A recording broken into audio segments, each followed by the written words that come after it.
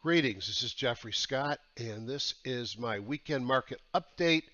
I'm recording this on Saturday, April 23rd, 2022. I entitled it Market Stage, Broad-Based Sell-Off. Fed Comments Accelerate the Decline.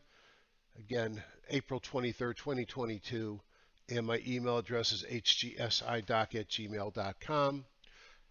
Disclaimer, as always, this is for educational purposes only. Anything I talk about, say I might be interested in, I'm watching.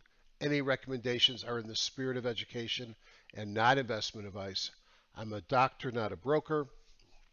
Tools demonstrator are those that I use in my daily trading. I paid for the tools that I use. And trading involves risk, and you alone are solely responsible for any investment decisions you make. And you should always consult your financial advisor before committing actual money. I mentioned this before. This is a live seminar I'll be participating in. There'll be 4 speakers. Each of us are individuals. I will be talking about my keep it simple top-down method of investing. I will demonstrate how I accelerate success using WealthCharts, and others will talk about day trading, how to protect your wealth, and using EdgeRater, one of the tools that I've used as well to enable great trades. So hope to see some of you there, and contact Greg Mills at that email gam72054@aol.com for more information. Shut that down, save, and now let's take a look at the spreadsheet that I build every weekend to give me a sense of what's going on in the market. Obviously a very difficult week. When you look at a list of major market indexes, and we just look over here in column E, percent 5-day change, you could see the only major index listed here that was up on the week was the dollar. That's never good for my stocks when the dollar's leading the market. It was also the only one up on Friday. Now, if I take this little group here, and let's see if I can get that done since I changed some things here. I'm not going to try and do that. I hid my ribbons, so I'm paying for it now. But you could see, if you look at some of these major ETFs, the TLT, bond fund down 22% on the year. Bitcoin down 49%. The S&P 500 is now down below 10. It's minus 1120. The Russell 2000 and the Nasdaq are both in bear territory. Whether you look at the Nasdaq Composite or the large cap Nasdaq 100, all of these are below 20%. Biotech has been hammered, down 30.6 in the IBD 50 ETF, down 35%, 32% on the FANGs on the year to date, and Cathie Wood ARK Innovation ETF down 60%. So we are in a bear market for certainly on the NASDAQ and the Russell, and we are in correction territory now on the S&P, and interestingly the Dow, those 30 stocks, had a tough week, down 1.7%, down 2.7 on Friday, only down 8.5% on the year. If I look at what's leading the decline, you could see over this week on Friday, all the major sector ETFs were negative. In here is the spider. 5 days, only thing that were up were real estate and staples, think defensive. And from the 52-week perspective, communications are leading to the downside. Since the low is a 0, and you see the same thing on the IBD 50 ETF, that means we're at the low of the last 52 weeks. And down 29% on communications, 19% on technology, 18% on discretionary, 13% on financial are the sectors leading to the downside, at least in the S&P. Those who have followed me for any time know that I use the warehouse report, which is created here in EdgeRater to give me a sense of what's working in the market. Down here we have earnings per share, relative strength, and group rank. And we can look at ERG versus percent gain, which is the 3 of these added together. Notice that last week the predominant action was positive, And this week, no groups were positive. The worst performing were groups with low ERG, but it turns out you were bad with high ERG. So if you look here, high earnings per share rank was one of the worst performing to downside, similar to those with no earnings. Relative strength, no relative strength was bad. Turns out lots of relative strength was bad. It was a very difficult week for growth especially, and very different looking pattern than the prior week as the market sold off. Now, I combine a lot of information here, and I do it in spreadsheet form to speed me up. But let's look at the NASDAQ. The first thing is there's no Hindenburg omen since the 18th of February. There were some in prior months.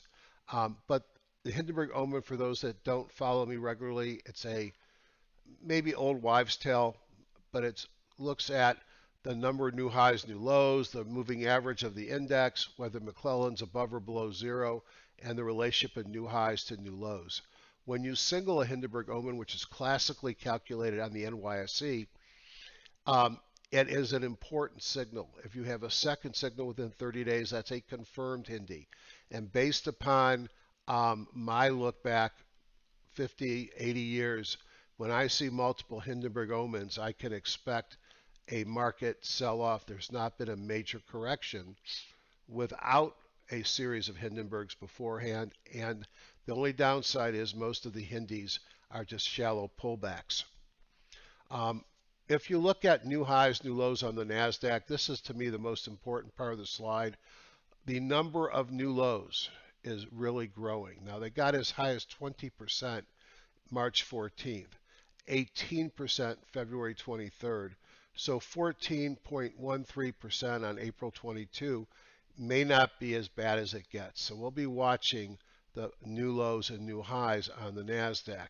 Here's that minus 20.8. You could see down 2.5 on the week, down 3.80 on, actually, check that. I killed that. Let me just look here. So the NASDAQ, let me find it. Yeah, 3.8 on the 5 days. And on just Friday, down 2.50. If I look at the NYSE, a couple of things to point out. They did have recent Hindenburgs prior to this market sell-off. And the big change here is that the number of new lows on the NYSE are gaining. The number of new highs are disappearing. If we look at the NYSE, we could see down 2.8 on the last 5 days, minus 2.7 on Friday. So most of the damage on Friday, down 7.9 from its 52-week high.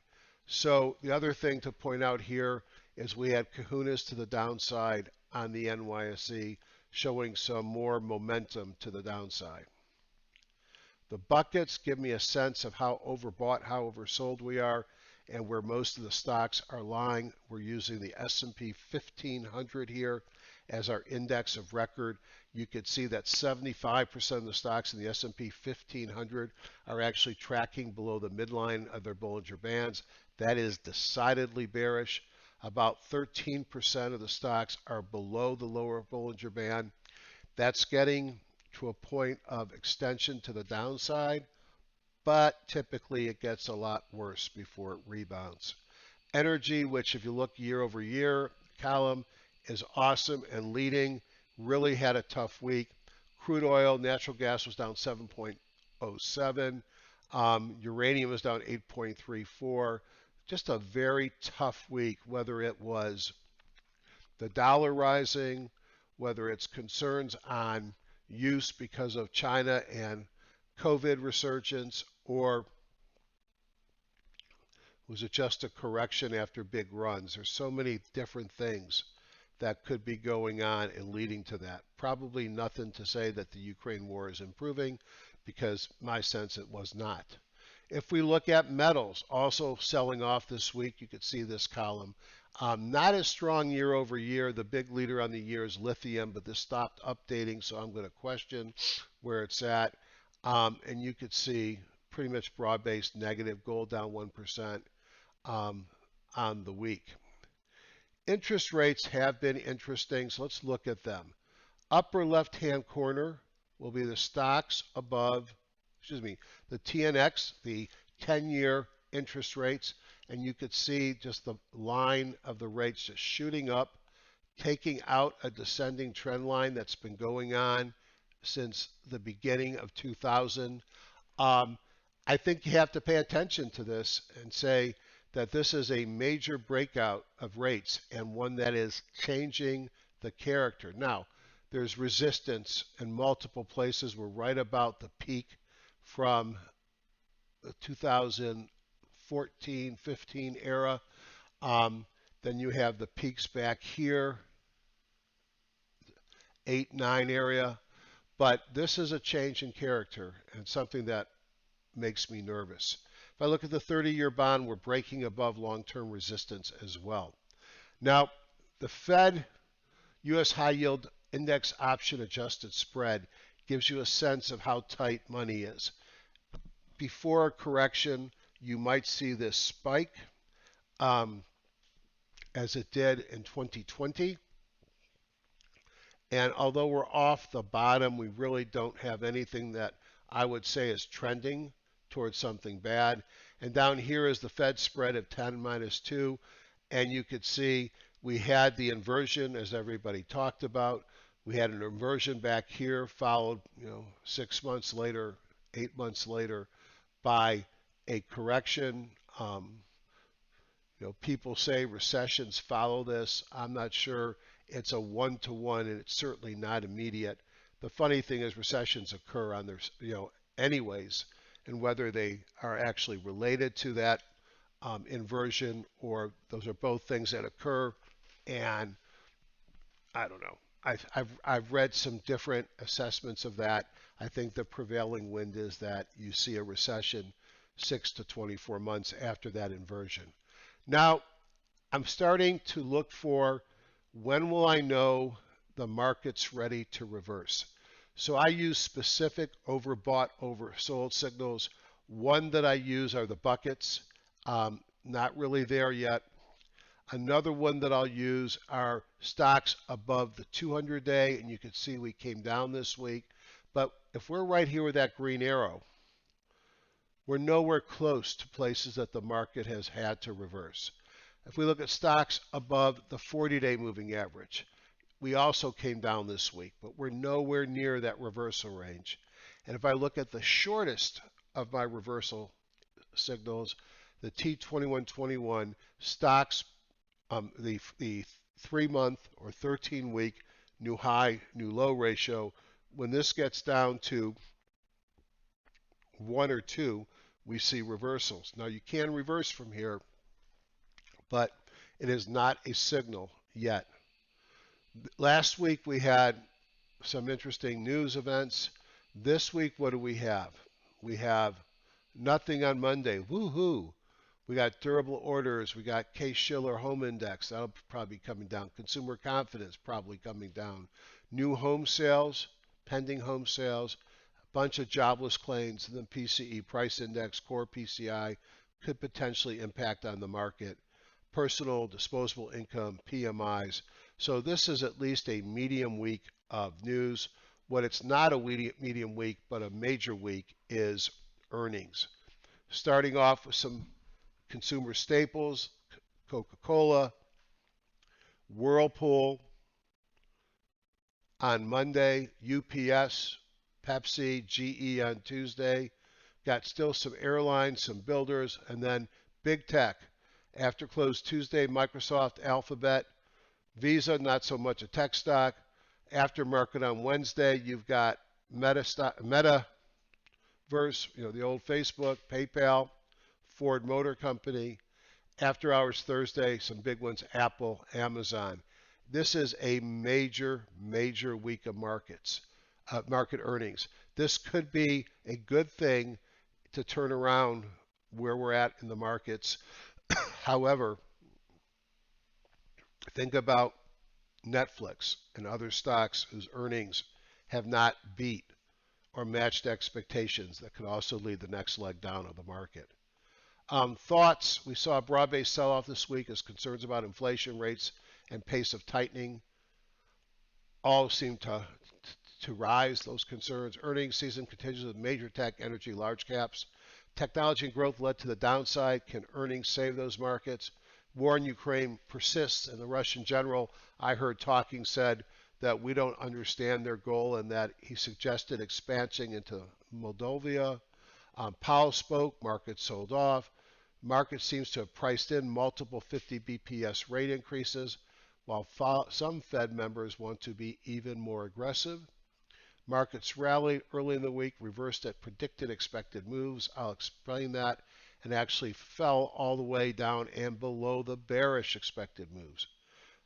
In my opinion, the markets continue in a funk and are approaching the January 24th lows. A bounce can occur at any time, but until we see a follow-through day, breakout starting to work, eurekas, other symbols of a bottom, I'm not ready to start committing new funds to the long side. I'm remembering that a bounce can occur at any time, but until we see a follow-through day, breakout starting to work, eurekas, etc., we should consider any rally to be a bear market and be concerned about bull traps. I have raised cash. I've trimmed most of my longs, even now in my longer term accounts. I've got put coverage on some remaining positions, and I'm going to look to rallies to consider shorting. At this point, we are probably going to see a bounce, and we're going to get close enough to oversold territory on what I showed you that I'm not sure if I want to be adding more shorts here. I'd rather see a rally and short on the rally. Now, what is that expected move that I mentioned? So let's take a look at this. I'm going to go one at a time here. This is the S&P 500 futures. The expected move is defined as where the stock closed on Friday, or the future in this case, and then what is the cost of an at-the-money straddle, buying a put and buying a call. Now you have to add both those premiums up, so you get a double premium, and you're expecting a really big move. So I know that 80% of the time, give or take, the price of the stock or the index will stay within the expected move, and that a break above or below is very meaningful. Now, as much as I'm a reversion to mean thinker, and that would mean that I'd expect after a break above or below to go back the other way. It doesn't always happen like that, and we have seen multiple weeks in a row with breaks in the expected move. So here's the S&P. It opened up Friday where it on Monday where it closed on Friday. Nice day Monday, although it did trade down intraday. Tuesday traded up most of the day. Wednesday actually traded up into that expected move. Now, if you knew that markets like to live between the red and the green lines, you might have faded that rally on Wednesday, thinking that you got most of what the market's expecting on this week. On Thursday, market opened right where it closed on Wednesday, traded outside the expected move, suckered some people in, and then the market dropped all the way back to where it opened on Monday. And then on Friday, the market had hard selling throughout the day, almost continuous, and closed way below the expected move to the downside. So, do we see a reversion to the mean this week or further downside? If we look at the pattern for this week, it's calling for lower highs and lower lows than we saw in the preceding week. And what would we call a series of lower highs and lower lows? We'd call it a downtrend. So at least short term, the S&Ps are in a downtrend. If I look at the Nasdaq, similar story, Monday, Tuesday, Wednesday up to the top, and by the end of the week had decisively broken through the downside. If I look at the Dow Futures, broken record, reversal, break through the downside. And then if we continue and we look at the Russell, you can see the same basic pattern. It takes a really bad day to see all four of the major indexes break through their expected move. All right, so let's now move into WealthCharts and take a look at how I use my tools and the tools that come with the program to find attractive stocks to trade. Now, we're 20 minutes in and I haven't talked about stocks. Welcome to my life. I'm a top-down person. I am all about the markets. I'm going to pick my direction, which I've already hinted at, and then I'm going to look for the best industry groups or sectors in that direction, and then I'm going to consider taking trades in the direction of the market in the top industry groups. Now, this is a tough week, and I'm not going to necessarily give you any ideas of what I think are great stocks to either the upside or the downside, because I think there's too much risk. So, S&P 500, we all know, major run-up going back since March of 2020, almost straight up to the top. We peaked in January and sold off since. We've been in this triangle pattern, multiple hits to the downside, couple hits to the top side. And then I expected or mentioned when I did my nightly broadcast, or actually I do them in the morning pre-market, that we'd see a bounce off this perhaps, but if we broke through, I'd be very inclined to not maintain many long positions. And not only do we break through, we closed at the end of the day. To me, this January 24th reversal low is a magic line. I think we bounced there, is my opinion. We clustered around it here and bounced. We bounced off it back here, and it was support further to the left. So it's hard for me to commit to major shorts here when we are approaching an area that I think we hold. Now, if we break through this hard, especially if we break through and retest and keep going lower, I think I open the door on lots of short positions. But right now, we're so oversold. This mark to me is such a likely place of bouncing. I'm probably going to keep my hand off the trading button until the market sorts itself out. Now, if you're thinking, man, why does he sound so bearish? The market only goes up. I think this is an important chart to talk about. This is a monthly on the S&P. Here is the peaks from 2000, and the market sold off with the dot-com. Here is the peaks of 2007 and 8, and then the market sold off, as we know, with the 2009 bottom. When's the next time we did that? Here is a bit of a taper tantrum in 2015. Here's that bigger sell-off in 2020. Here's 2018. Notice how often we trade down to that 50-day moving average. Notice how we haven't hit that 50-day mark moving average since the week or month of April 2020. If indexes and great leaders have a tendency to return to the 50-day moving average, which we call free parking, what makes you think that will never happen again? We are so far overextended here. When you look at the distance here to the 50 and here to the 200 rather, and here to the 50 weekly or monthly, and look at how much further the distance here, we are extended. So I am concerned because of this picture. I don't necessarily think we come back down to the level seen in 2000 and 2008. But if you look at where we could go, I think there's potential risk ahead. Hence why I am probably more negative than I've been in a long time. If we look at the Qs broke down and closed down below that March 24th low. I'm looking for a retest here of this low, a further breakdown there, and I don't know how you can want to be long technology here. I don't. If I look at the Dow, which had been doing really well to the upside, struggled here at resistance, and now is it heading down to support before it bounces? Certainly wouldn't surprise me. And then I've got the Russell. Here I'm looking at the IWM. I'm looking at the ETFs, this entire analysis. Again, coming down getting close to touching support. So I look at these four indexes, and as much as I want to be uber bearish and say short, short, short, short, short, at least when I look at the spiders, the diamonds, and the Russell, I can be convinced that they're coming into a place where we might expect a bounce. And therefore, I'm going to be careful on how much aggression I'm going to take to the downside.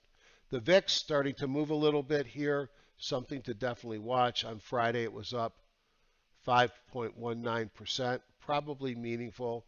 You'd expect this VIX to rally, and maybe I'm a little bit surprised it hasn't rallied more. How will I know when we have a bottom? I'll know we have a bottom when certain things start to happen. I'll know we're near a short-term bottom at least when I see a spike in the VIX and a recovery.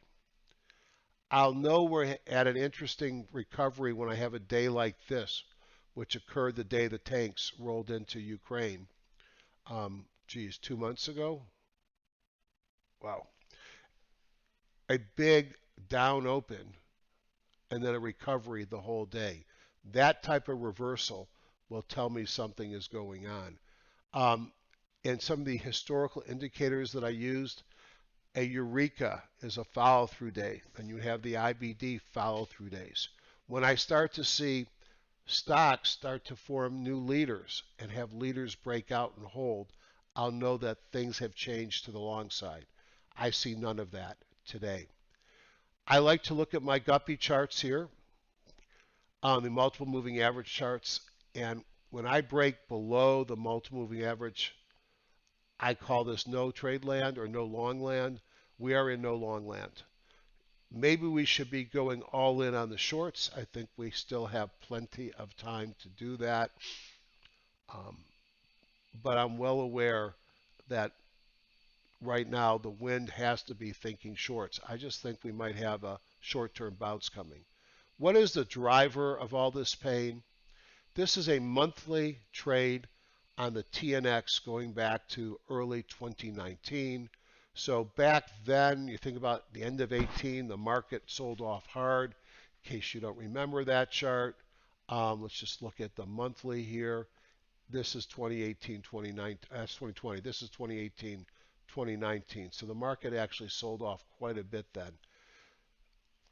When you look at the relationship between value and growth, everybody comments on TV that when interest rates go up, growth goes down. Well, if you look at this here, you could see a nice, relatively matched trading pattern of when the rates are coming down, value is lagging versus growth. And when the rates are going up, value is leading growth. And that's what we're in these days. You can see here gold came back to support, a natural place to expect a bounce. Oil, although it had some rough patches in the week, was only down a couple percent, kind of consolidating. Market theme, no surprise, we have a tough market. Large caps are in favor and values in charge. What about what's working now if we look at the S&P 500 sectors? Well, which one has the most momentum to the upside? It's pretty clear it's staples. Kind of bothersome because a lot of the staples that we like are very expensive versus historical pricing. But right now, if you look at what's pointing north, it's on the very short-term chart, staples and industrials. And recent leaders, utilities and REITs on the hourly ratio charts with the S&P 500 actually eased. Now, there are a number of things that I can do to get a sense of what's working in the markets and to help me make the trades I might want to do. So let's show you a couple of things that I look at. And I've already built the top-down list, so I'm not going to spend a whole lot of time. This is Sector Scanner, and it looks at, this has actually been upgraded, daily, weekly, and monthly performance. You can look at the change by the day and see the leaders on Friday were real estate. I can then open that up and see advances, decliners, and it's not hard to see that almost across the board, decliners very much left. And then if you have wealth signal, they have a unique, to me, it's like relative strength. It's just a, from how I use it, calculated totally different, but it's showing me that the leadership remains energy, industrials, and utilities, but clearly they lagged, or at least some of them lagged on Friday. I can do the same analysis on the weekly charts or the monthly charts. So typically what I'll do is I will look at what the best performers were in a given day. I might check the top two here. Then I might look at what are the best algo scores, make sure the top two or three are checked. Then I might go over to weekly, what was best on the weekly, make sure that they're checked. And now I've captured the sectors that had perhaps the most positive contribution on the week. Then I hit compare. Now the industry groups and the top sectors are up. So let's take all of those that were up on the week. Not many of them, were there? And then let's just look at the daily algo and make sure I got the ones that are at the top covered. Pick this one up, pick these. And then on the weekly, what was up, make sure they're all in here. They are. And then on the weekly algo, let's just see what the top ones are if we've got those. So now I've looked at what's working from multiple different perspectives. I've taken the leader on industry groups. Now I'm going to compare and all the stocks that make that list come up here. And then I click the first one. And I'm going to go down to, let's do this. Let's go down to a algo score of 750.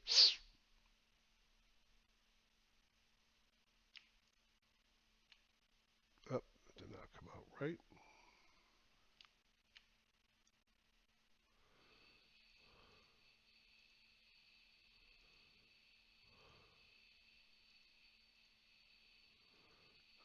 I already hit these once. Let's start this over. Unclicked all those. There's probably a faster way to do it, but let's just do this again. Click the first one. Let's go down to 750. You can tell it's a bearish week. There's not that many I'm finding. Hold the shift key, click it, there they go.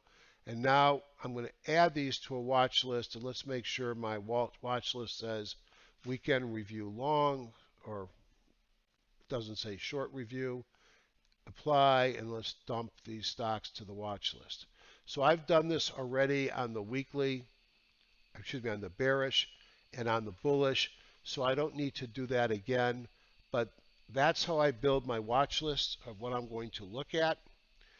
Then another way of doing this is Wealth Scanner, where I have a index group of lots of different sectors and market indexes, so I can get a sense of what's working. There are different ways to set it. So I set this as I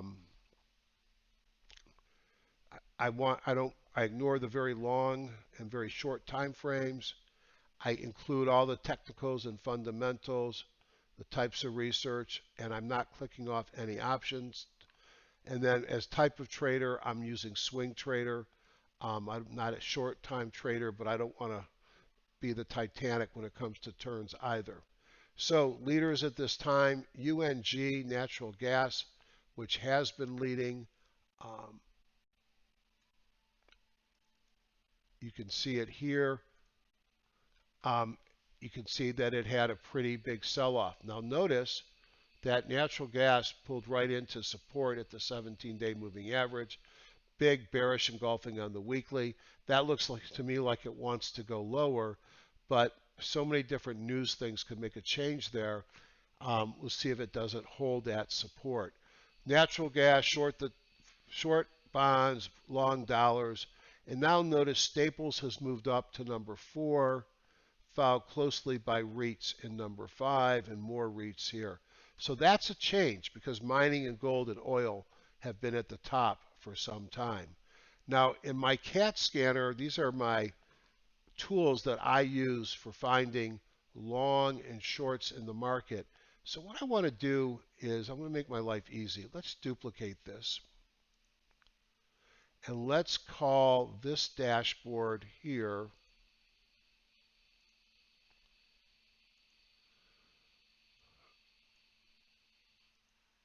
well, what I want to do is I want to call this thing shorts.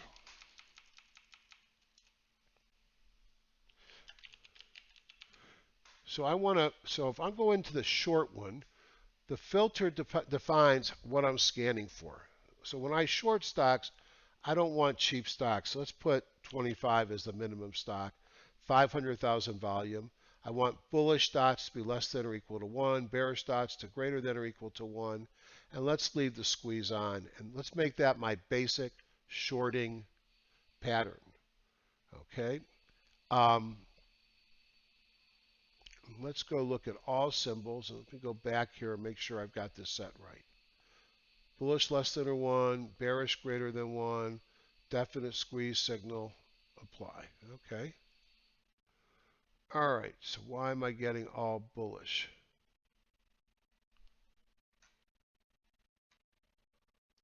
Okay, I made a slight change in that filter where I made bullish dots less than or equal to 0. I don't want any bullish dots.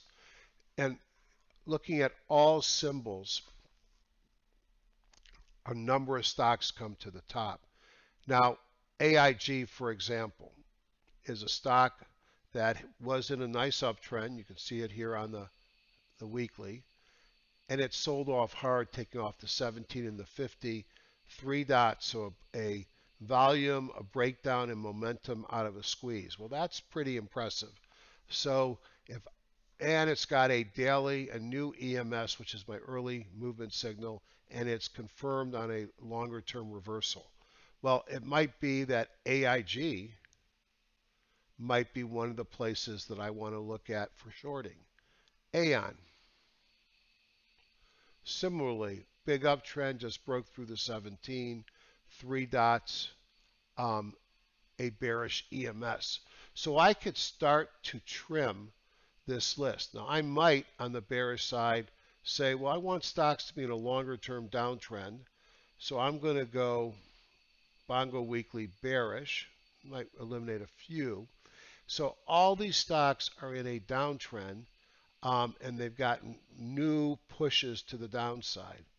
Kallen Energy, again, these are stocks that have been incredibly strong energy stocks, and I'm not sure I want to get out in front of these, but a break below the 17 and the 50, 3 red dots out of a squeeze. So I could look at all the stocks. Let me go back, but I could go back to the wealth scanner, and since I'm going to be thinking bearish, I'm going to click the bearish light, and what comes to the top on the bearish? FANG, okay, not a surprise. Technology, communications, all right. So I could go back to the CAT scanner, and do I have a technology or communications? I don't remember, so let's see. I've got technology. I don't know if I have communications as a list. Sure I do. So I could look at the communication stocks, and the ones that came up, and they're similar stocks, um, Comcast. So Comcast, to me, is kind of how I like to short stocks. I want to find stocks that have been in a downtrend, pull back into support, and have broken down again. So Comcast looks interesting to me. A, imagine if we flip this over and we were looking at a long.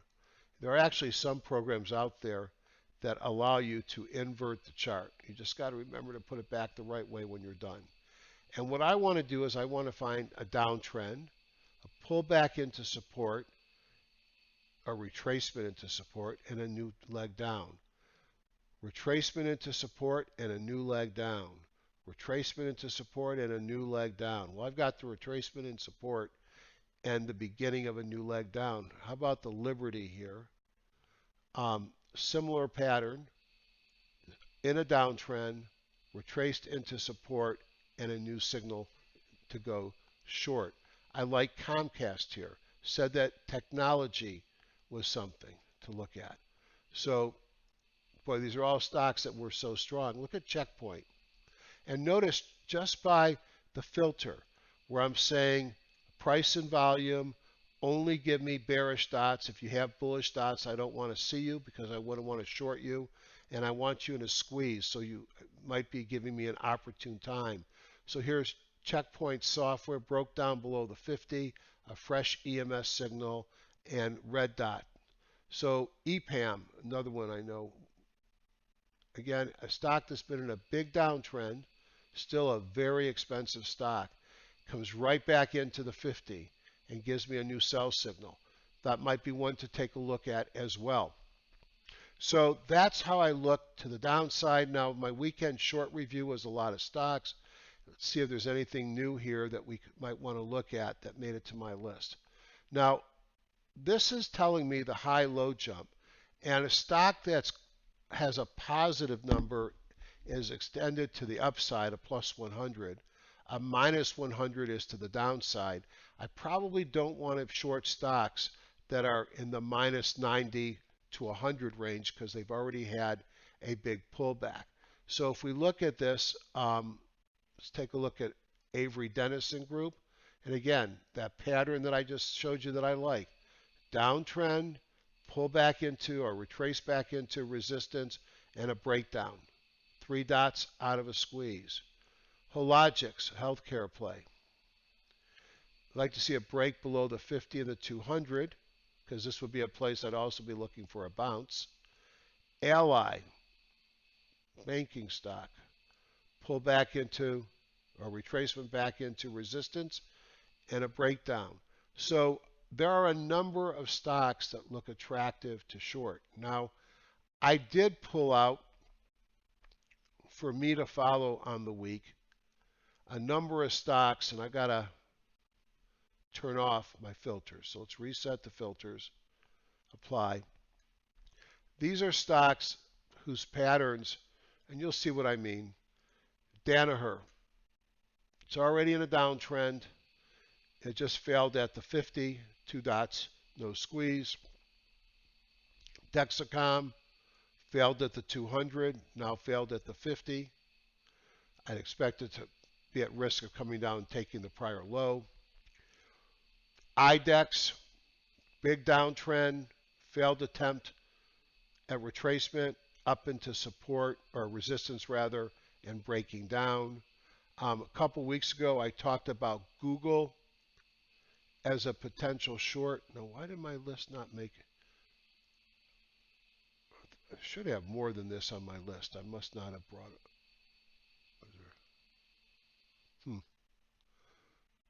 Well, things like, it's probably in front of my face, GOOGL, unless I forgot to import it. But look at something like Google.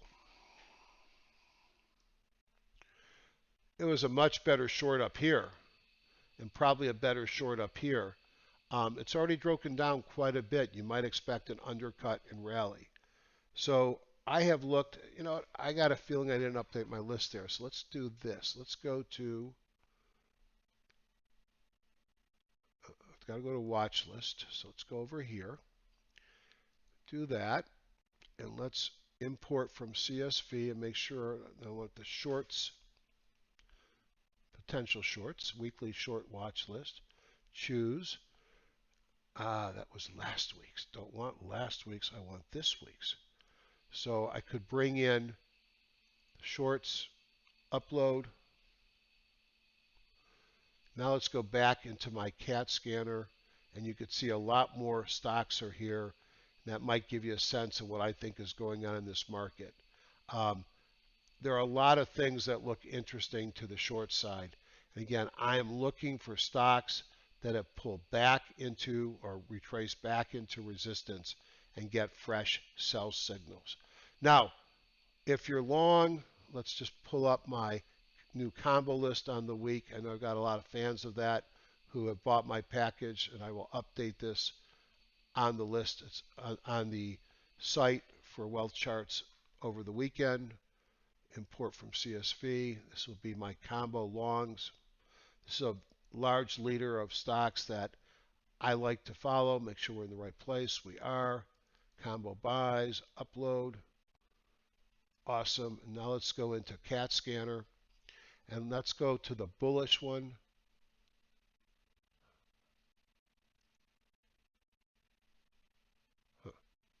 Okay, let's make this a bullish search. So I want price greater than or equal to 5. I won't short a $5 stock, but I'll buy it. Volume greater than or equal to liquidity, 500,000. I want at least one bullish dot. I'll just put that less than or equals 0, and I want it to be in a squeeze. I hit apply. I'm going to change that list to my combos. It's a good thing nothing showed up because those are the stocks I'm looking at as potential stocks to watch, not to desperately go out and do something to short. So these come up to the list. There's not a lot of great longs. Schlumberger perhaps will be one of the better ones. In and uptrend, pull back to support. Kind of a strong day on Friday after earnings. But notice not a lot come up here. If I take out the squeeze, more of them will show up. But this is not a week with a lot of obvious longs.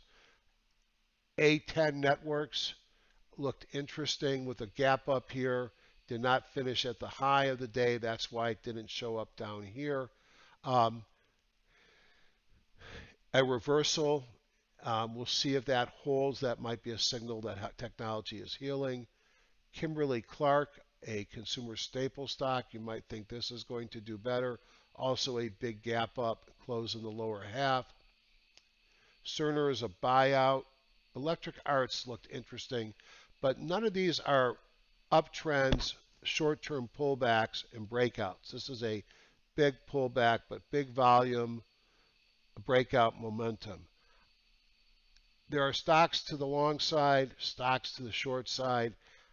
What drives my thoughts is the market, and to me the market at best case is choppy and risky, and at worst case we're going down much more. I'm not ready to commit to that going down much more, but I think I'm not ready to commit fresh dollars to the long side.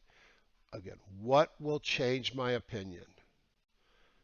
A big reversal on volume, breakouts on leading stocks starting to work, a eureka, which is a proprietary signal I learned from Ian, which is similar to the follow-through day that William O'Neill talks about. I don't see any of those. So all I could say is put your seatbelts on, get your finger off the buy button, and be prudent with your cash. We'll see you next week.